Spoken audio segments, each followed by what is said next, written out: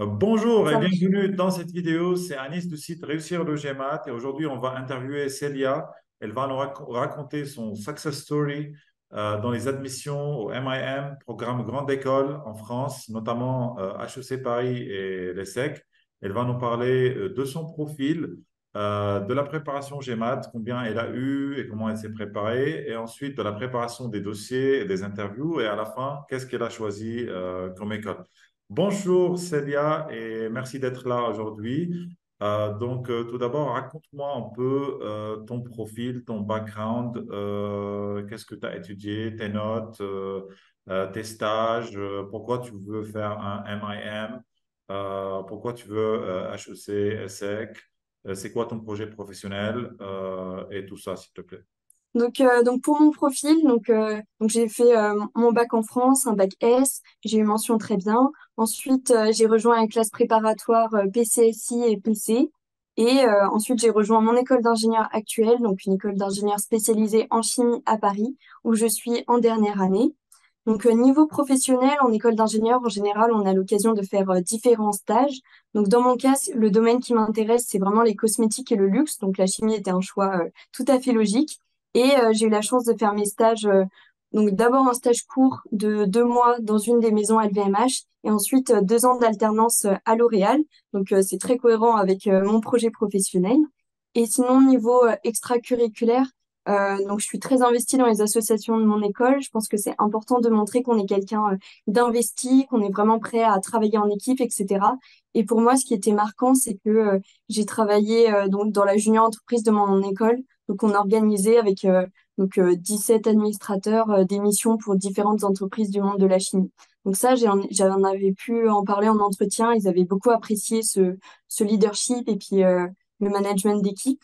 Et pour mon profil aussi, j'ai participé à une compétition d'innovation où je suis arrivée en demi-finale pour la France. Donc ça, c'est vrai que j'avais pu en discuter aussi. Donc ça, c'est toujours bien d'avoir des expériences en dehors des cours pour vous différencier. Pourquoi tu veux faire un MIM? Oui, donc bah, dans mon cas, donc je connais déjà tout ce qui est cosmétique, etc., mais la partie R&D, la partie chimie, et je voulais vraiment compléter ma formation d'ingénieur avec une formation plutôt tournée business marketing pour pouvoir travailler dans le développement de produits de luxe à l'avenir en ayant cette double compétence qui me permettra, j'en suis sûre, vraiment d'atteindre tous mes objectifs. Et Ok. dans ce cadre-là, un master in management était vraiment exactement ce qu'il me fallait pour compléter mon diplôme d'ingénieur. C'est très bien. OK. Donc, si tu veux HEC ou bien ESSEC, on sait tous que, voilà, ils demandent le GMAT. Ils sont sélectifs là-dessus. Ils veulent des bons scores au GMAT. Donc, il faut se préparer pour le GMAT. Donc, raconte-moi un peu ta préparation, euh, tout ce que tu as fait pour le GMAT. Je veux un peu les détails, combien d'heures tu as travaillé, qu'est-ce qu'on a fait ensemble, les cours, la plateforme en ligne et tout. Et le score que tu as eu, combien de fois tu as fait le GMAT et tout. Donc, raconte-moi un peu toute ton histoire avec le GMAT, s'il te plaît. Oui, donc quand j'ai commencé à m'intéresser aux écoles de commerce, bah, j'ai bien sûr regardé toute la liste de ce qui était demandé pour le dossier et bah, j'ai vu qu'un test de management était requis. Donc ça, c'était quelque chose que j'ai découvert, que je ne connaissais pas du tout. Et donc bah, j'ai choisi de passer le GMAT. Mais quand j'ai commencé à faire mes recherches, j'ai vu que c'était quand même assez complexe. Il y avait des techniques, il y avait un format très cadré. Et dans mon cas, donc j'ai commencé à m'intéresser à tout ça en fin juillet, début août. Et je savais que je voulais candidater pour la première vague qui était en octobre. Donc au final, il fallait passer le GMAT fin septembre. Donc je n'avais que 2 mois. Donc c'était assez challengeant en sachant que j'étais en stage. Donc voilà, je pourrais que travailler le soir sur le GMAT et aussi les week-ends en seulement 2 mois avec l'objectif d'avoir une note supérieure à 700 pour que ce soit donc à la hauteur du dossier que je voulais envoyer à HEC et à l'ESSEC qui, comme tu l'as dit, sont bien sûr très demandeurs. Et j'avais aussi vu que la médiane des admis, par exemple pour HEC, était à 710. Donc je visais au moins 710 ou plus pour essayer de redorer mon blason et mon dossier. Donc, dans cette perspective, je me suis dit que donc j'ai commencé à essayer de préparer toute seule et j'ai rapidement vu que avec peu de temps et peu de structure, j'avais vraiment besoin d'un accompagnement. Et donc c'est comme ça que je suis tombée sur Réussir le GMAT et je t'ai contacté à Nice. Donc, comment ça s'est passé? Donc, on a eu un premier point tous les deux où tu as un peu évalué mon niveau. Donc, avec mon background d'ingénieur, la partie quant, ça allait. Mais on a déterminé que peut-être la partie verbale, c'est là où je pourrais maximiser mon score. Donc, on a ainsi décidé de faire 40 heures de cours avec surtout du verbal pour que je puisse vraiment m'améliorer. Et puis, de toute façon, un entraînement supplémentaire en anglais, ça ne pouvait que être bénéfique pour les essais et puis pour les entretiens qui allaient venir après. Donc ensuite, pendant 2 mois, j'ai eu donc des cours réguliers avec mes deux professeurs pour le quant et le verbal. Ça s'est bien passé et on travaillait toujours de la même façon. Donc à chaque fois, on abordait une partie du programme et je devais regarder chez moi les vidéos donc du site Réussir le GMAT qui sont très bien structurées où on aborde tous les différents points avec des exercices et des techniques associées. Donc ça m'a permis vraiment de balayer tout le programme de façon très structurée, très claire et d'avancer, moi qui avais au final peu de temps. Et puis bien sûr, l'accompagnement des professeurs était super, c'est personnalisé, donc on a vraiment travaillé sur mes points faibles et ça a été très efficace puisque en moins de 2 mois, je me suis sentie prête et j'ai pu passer fin septembre le GMAT pour la première fois et j'ai eu un score de 710. Donc c'était vraiment super, c'était une grande joie. Et puis surtout, j'étais prête à candidater et à vite passer à la partie essai pour pouvoir être à temps pour la première deadline en octobre. Donc c'était un peu le rush, mais je me suis sentie bien accompagnée tout le long. Ok, très bien, très bien. Un peu les détails sur ton score. Tu as eu combien sur la partie quant et combien sur la partie verbale? Tu te souviens? Alors, en quant, j'ai eu 50, 49 ou 49, je 50, crois.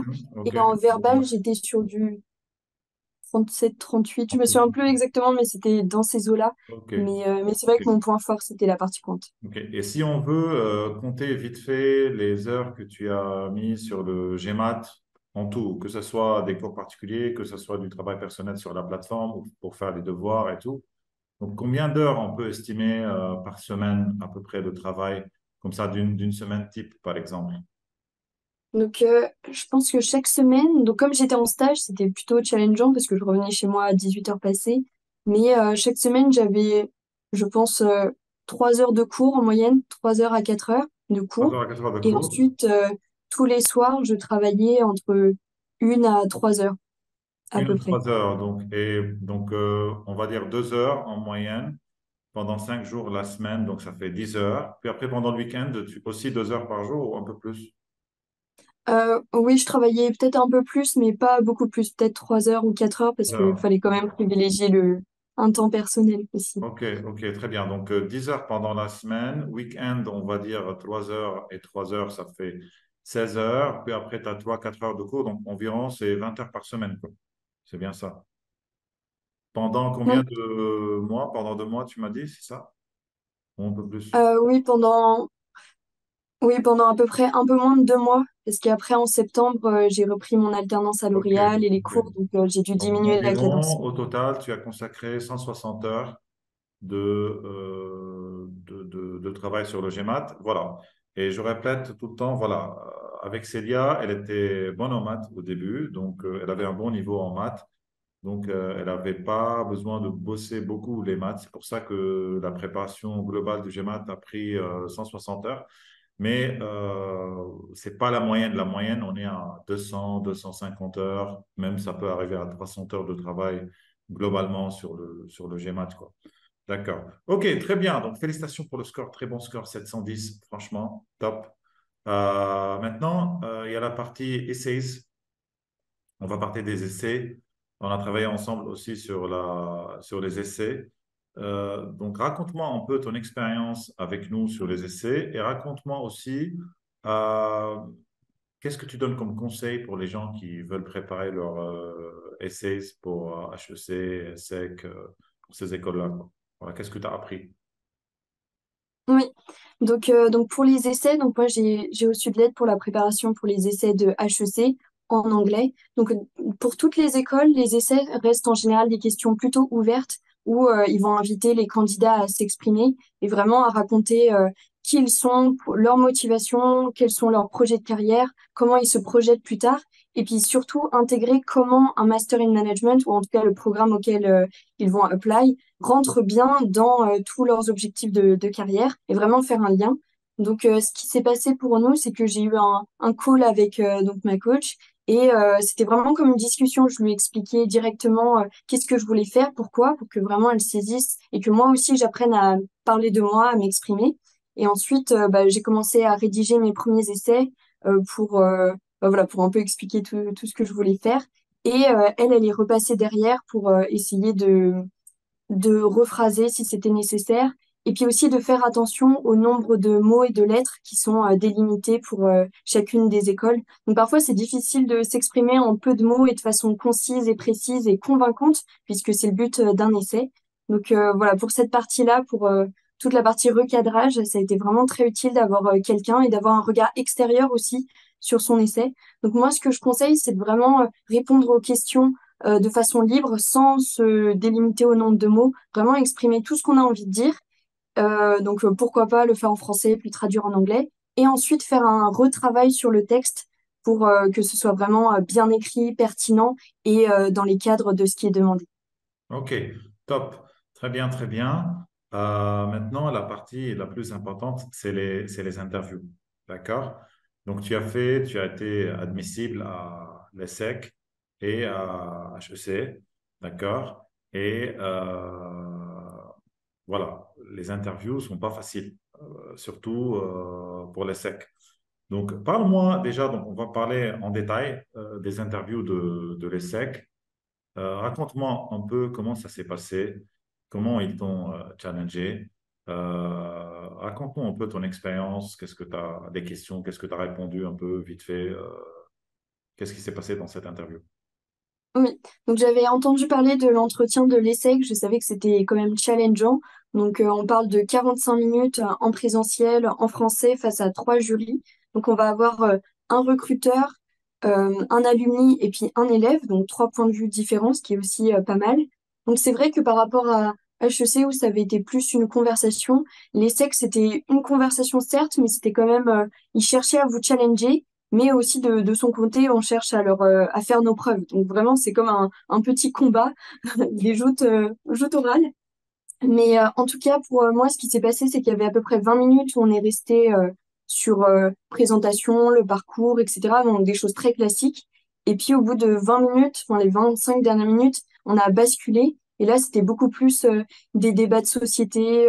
On a parlé du secteur qui m'intéresse, les cosmétiques, le luxe. On a parlé de sustainability, d'intelligence artificielle, de la place des femmes aussi dans l'entreprise. Donc vraiment, c'est parti en débat et dès que je disais quelque chose ou dès que j'avais dit quelque chose dans mes essais ou dans mon CV, ils allaient rebondir dessus et on allait un peu faire un débat.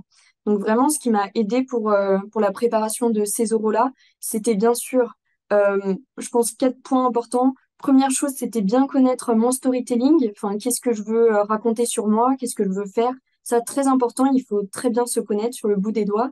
Deuxième chose, c'est faire des recherches sur le secteur, bien montrer qu'on est au fait, qu'on connaît des choses, qu'on a des valeurs à dire et qu'on ne parle pas en l'air.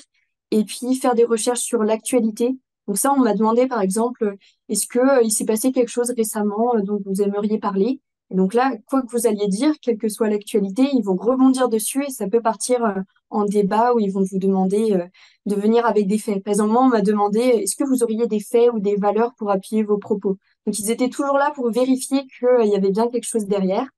Et sinon, ils m'ont aussi posé des questions sur, enfin des questions plutôt classiques sur qu'est-ce que j'avais appris de mes erreurs passées. Donc vraiment des éléments de ma vie et qu'est-ce que j'en avais tiré. Et pour le futur, qu'est-ce que j'allais en faire. Donc c'était vraiment comme un débat avec une partie personnelle, une partie actualité et puis une partie projection. Et puis aussi par là, il y a eu quelques questions un peu loufoques, je dirais. Donc par exemple, j'ai eu la question de la baguette magique. Qu'est-ce que vous feriez avec une baguette magique? Ou alors des questions challengeantes. Pourquoi est-ce que vous ne travaillez pas directement? Vous êtes déjà ingénieur. Pourquoi continuer les études? Enfin, essayez toujours de piquer. Ou alors j'ai eu droit au fameux impressionnez-nous. Donc voilà, je pensais que c'était un peu un mythe, mais c'est arrivé. Et je pense qu'on peut vraiment réussir ces entretiens en étant honnête et puis surtout il faut pas se laisser surprendre et se laisser déstabiliser c'est ce qu'ils veulent faire. Et vous devez vraiment rester sobre, souriant, clair dans vos réponses. Et vraiment, une bonne préparation, ça vous aide à surmonter tout challenge. Donc, bien sûr, il y a un peu de surprise sur le moment, mais je pense que c'est un double jeu avec les recruteurs et puis vous. Tu expliques tellement bien les choses.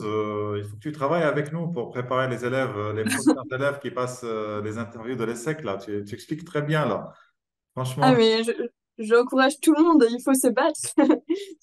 tu es très, voilà, tu as bien maîtrisé les entretiens, je pense. Tu es très bien à l'oral, quoi. Ok, raconte-moi un peu. Alors, HEC, du coup, donc on s'est préparé ensemble pour les interviews de HEC. On a fait quelques simulations d'entretien. Comment ça s'est passé dans les oraux, ta préparation aux oraux et tout? Raconte-nous un peu ton expérience avec HEC. Oui, donc HEC, le format, c'est très court, c'est 20 minutes en anglais. Donc vraiment, je savais qu'a priori, on n'allait pas pouvoir perdre du temps et discuter longuement sur un sujet, ça allait être très rapide. Donc c'est pour ça que je voulais avoir une préparation ou au moins faire des simulations. Donc j'ai été mise en contact avec ma coach, que je remercie encore, et on a passé ensemble 3 heures. Donc elle m'a d'abord envoyé une liste de questions classiques auxquelles j'ai répondu et ensuite on a fait des simulations ensemble et puis on essayait de structurer les réponses puisque pour le format HEC, on peut pas s'exprimer longuement, il faut vraiment répondre de façon précise aux questions, pas faire de hors-sujet. Donc dans ce cas-là, c'était vraiment super d'avoir un avis extérieur sur nos différentes réponses. Donc ça c'était vraiment top. Et pour l'entretien, comment ça s'est déroulé? Donc effectivement, c'est surprenant à quel point c'est court, on voit pas le temps passer. Mais j'ai eu la chance d'avoir un recruteur et un alumni. Et ça s'est vraiment bien passé, c'était fluide, comme une conversation. Mais c'est vrai qu'ils étaient très challengeants. Ils m'ont posé beaucoup de fois la question why, tout le temps. Donc dès que j'avais une réponse peut-être préparée, là, ils me disaient why et je devais re-argumenter. Donc vraiment, ils voulaient qu'on aille au fond des choses. Et on a aussi beaucoup parlé de mes activités en dehors des cours, parce que pour eux, c'était important de ne pas avoir seulement un étudiant, mais aussi d'avoir quelqu'un qui s'investit en dehors. Donc c'est pour ça que j'encourage tout le monde à bien mettre en avant dans vos essais et dans vos CV tout ce que vous faites en dehors de vos cours, et parce qu'au final, c'est ça qui va vous différencier avec vos stages de vos camarades qui seraient de la même école que vous. Et bien sûr, à chaque fois, pour chaque expérience, tirez profit, qu'est-ce que vous en avez appris, comment vous avez grandi de cette expérience, c'est surtout ça qu'ils veulent entendre. Donc dans mon cas, je pense que l'entretien d'HEC, c'était rapide. J'ai pas vu le temps passer, donc c'est pour ça, s'être préparé, c'est bien, mais il faut rester honnête, sincère, parce qu'ils le sentent tout de suite. Et puis vraiment, essayer de voir ça comme une conversation. Vous êtes là aussi pour les convaincre que vous avez toute votre place dans cette école. Très bien, top, top. Et tu as eu les deux écoles, quoi. Du coup, tu as eu l'ESSEC, tu as eu HEC, félicitations. Du coup, maintenant, quelle école tu as choisi et pourquoi tu as choisi cette école? Oui, donc vraiment, j'ai eu la bonne nouvelle il y a quelques semaines. Donc pour HEC d'abord et puis pour les SEC. Donc bien sûr, bah, j'avais une bonne connaissance des deux programmes après toutes mes recherches, mais finalement, j'ai décidé de rejoindre HEC parce que voilà, je voudrais travailler dans le monde du luxe, etc. Et c'est vrai que HEC a une position de leader en France et ils ont aussi plein d'électives et des certificats qui m'intéressaient. Et puis aussi, il y avait le format. J'aimais bien comment était agencé leur programme sur 2 ans, avec la possibilité de faire une année sabbatique au milieu, de faire des stages pour explorer davantage. Donc, euh, donc voilà, j'ai tout de suite su que c'était vraiment le programme pour moi. Et puis bien sûr, j'ai eu l'opportunité et la chance d'être prise. Donc voilà, je suis ravie. Et puis de nouvelles aventures m'attendent l'année prochaine. Top, top, top. Très bien, très bien. Merci beaucoup d'être là aujourd'hui, Célia. Je suis sûr que cette vidéo va inspirer beaucoup de gens. Et du coup, merci beaucoup. Et pour ceux qui veulent préparer le GMAT et réussir l'admission dans les meilleures écoles de commerce, vous trouvez mon numéro, mon email dans la description de cette vidéo. N'hésitez pas à me contacter par WhatsApp ou par mail. Et on va en parler de tout ce que vous voulez concernant le GMAT et les essais, les interviews et tout ça. Merci de nouveau, Célia, et à bientôt dans une autre vidéo. Allez, ciao, ciao. Au revoir tout le monde!